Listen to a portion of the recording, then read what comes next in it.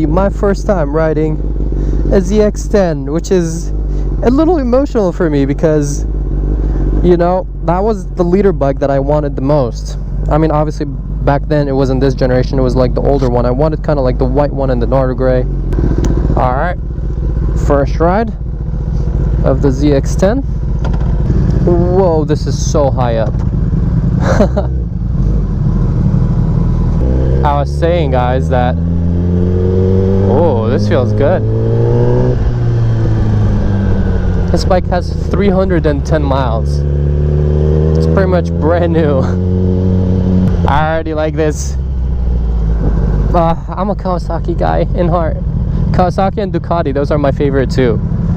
If you guys can't tell from the H2, that's my all-time favorite bike. And then the V4, V4R, that's my other dream bike. I'm gonna wipe the screen, all of that. When we get into the next stop, I don't think I can do it now. I'm like sweating too, it's so hot out. And I'm wearing a hoodie. But yeah, I've always wanted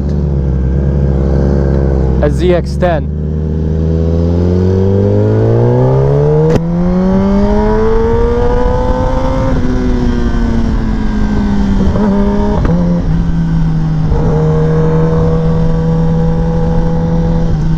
And if you guys don't know, let me give you a little backstory about how I started riding. Actually, my first bike was a Ninja 300. I'm a car guy. I wasn't really into bikes, but I always thought they were cool. All right, this whole switching from GP shift to regular shift is gonna be trippy. I'm already getting so confused.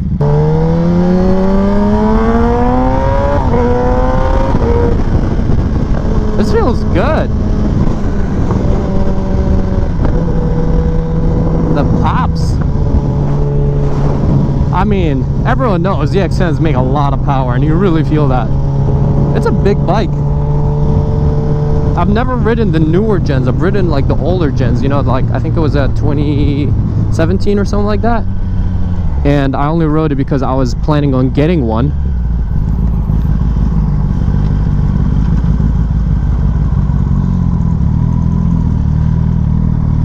And it just didn't work out. I was like in between. I actually rode the RSV4, not the factory like the same one I have. I rode an RSV4, I rode a ZX10 older gen, and I rode an R1, and I was like in between all of those. And actually the deal didn't work out. I ended up getting my R1M. But yeah, so let's go back to the store. I started on a Ninja 300 just because I thought bikes are cool. I wanted a bike. I didn't even know nothing about them, you know what I mean? I've ridden like dirt bikes and stuff like that when I was really young a little bit, but nothing like crazy. I wasn't like a motorcycle type of guy, you know. I loved cars and I was all about the car life. And then I got the Ninja 300 and I was like, what the hell, this like barely feels like a motorcycle. Taught myself and everything, literally like learned around in a parking lot by myself, figured it out, and then slowly started going to the streets and then onto the freeways, and you know, just put on like I think 100 miles on it, if even, like nothing. And oh, I like that setup. Lowered, nice wrap.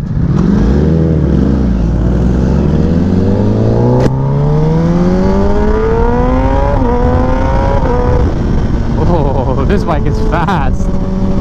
I wonder if it has a tune. I didn't ask. I'll ask when I get back and return it. But yeah, so Ninja 300, I put like 100 miles on it. I had it for like 2 weeks, if even, and then I was like, listen to those downshifts. I was like, okay, this is like not a motorcycle, you know. I need to experience a real motorcycle, because the Ninja 300 felt like almost like a bicycle with an engine for me, you know. Tops out at like probably 115, something like that. Yeah, it was not for me. I'm a taller guy, you know, so I fit funny on it too. So I had to get a real motorcycle, and I switched that bike into my ZX6.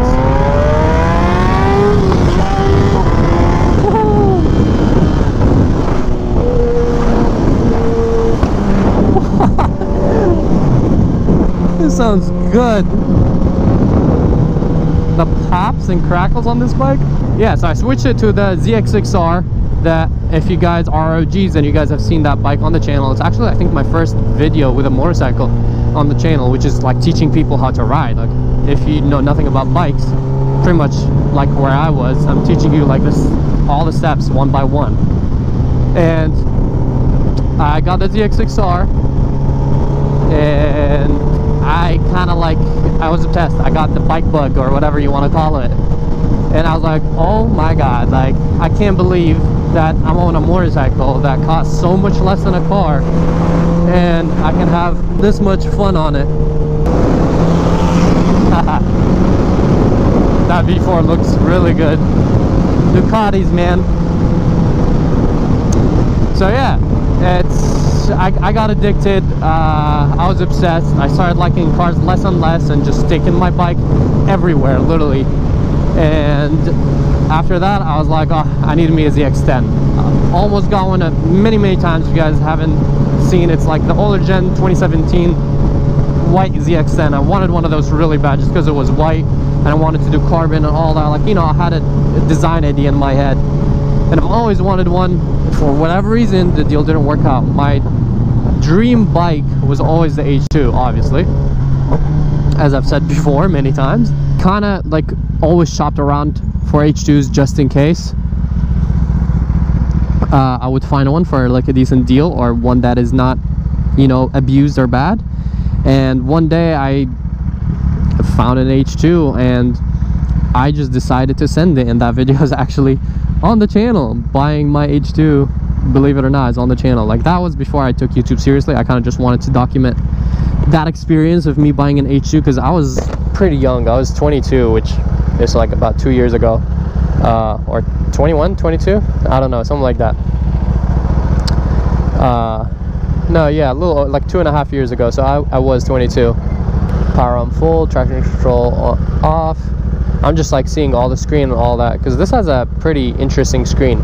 I kind of like the older gen, the little bar on top, the RPM bar. That, I thought that was really cool. But obviously, you know, you got to move with technology, and you know, I think they did well. This screen looks pretty good.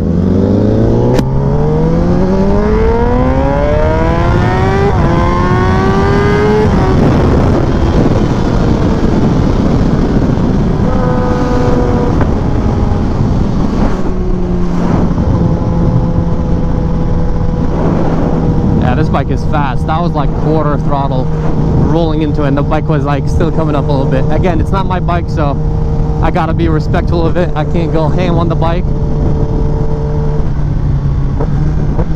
But honestly, first impressions, this is like an amazing daily.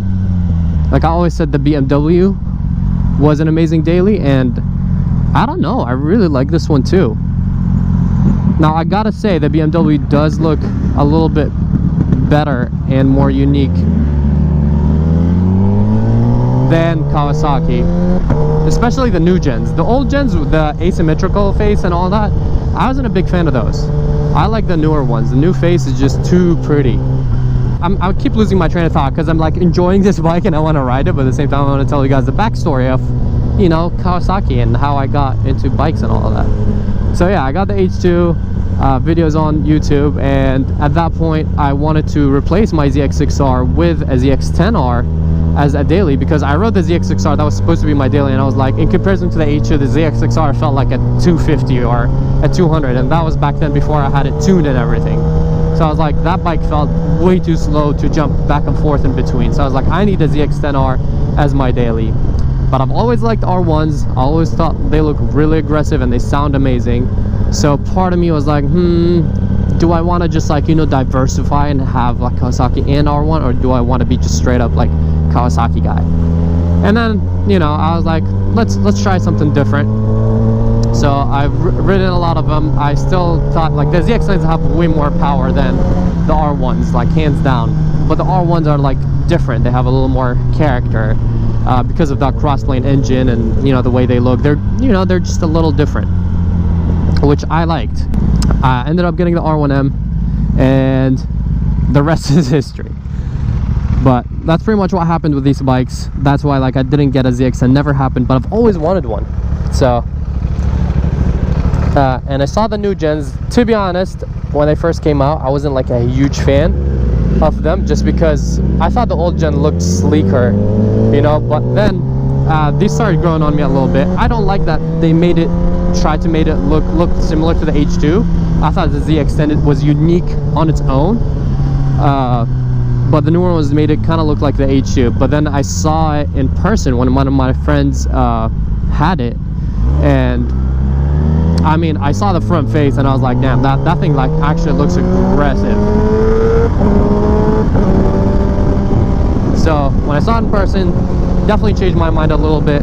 I saw like just the whole bike, like even the tail is different. Like they changed a lot more than I expected, at least from what you see in pictures. And then it definitely grew on me, but you know, I already had the H2 at that point. Like I tried the R1M and I was like, I like whoa, I can't talk right now. I like the diversity, pretty much is what I'm trying to say. And I ended up getting a Ducati, and what did I get after the Ducati? Oh, well, I got the V4S, then I crashed it, and then I got the V4R, and huh? What's that? I need gas here. All right, we'll try to find a gas station.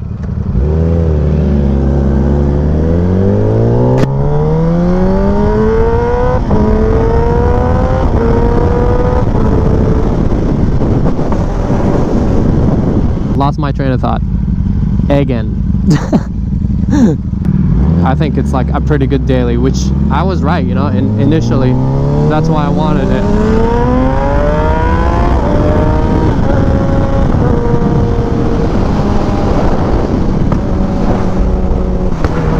Woo, these pops.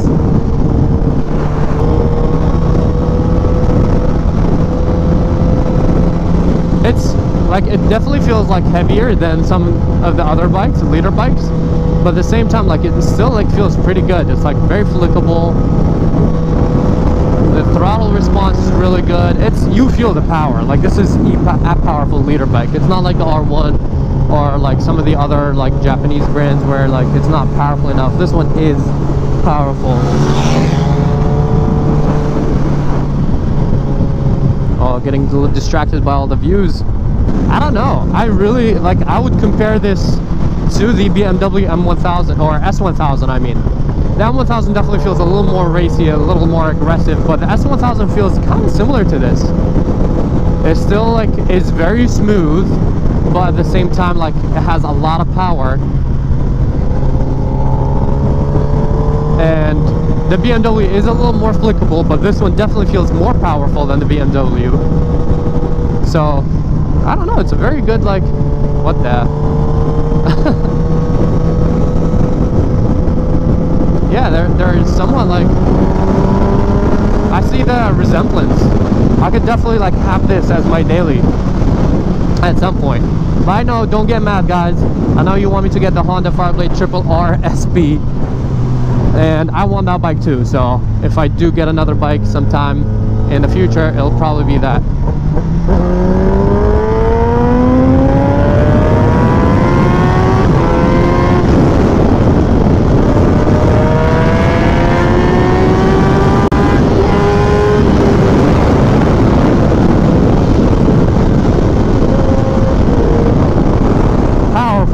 Really powerful. Like this is me being like really gentle and taking it easy on the bike, because again, it doesn't have a lot of miles, it's not my own vehicle, but like just from like these little pulls you really feel the power. It's there. He tried to get me. If he had an exhaust I would have jumped because I didn't see him coming, but that bike is a little too quiet to jump scare me. So yeah, there you have it. This was kind of like the backstory of, you know, me wanting a Zx10 and all the bikes that I've had, and how I ended up with some of my bikes and all that. And finally, like, I don't know, it just feels so natural to me to be on a Zx10, because I feel like I've always liked Kawasaki, so it just feels right, if that makes sense. And this bike is really cool. Let me show you guys this bike again. But I mean, look at the tail, like the vents and everything about it.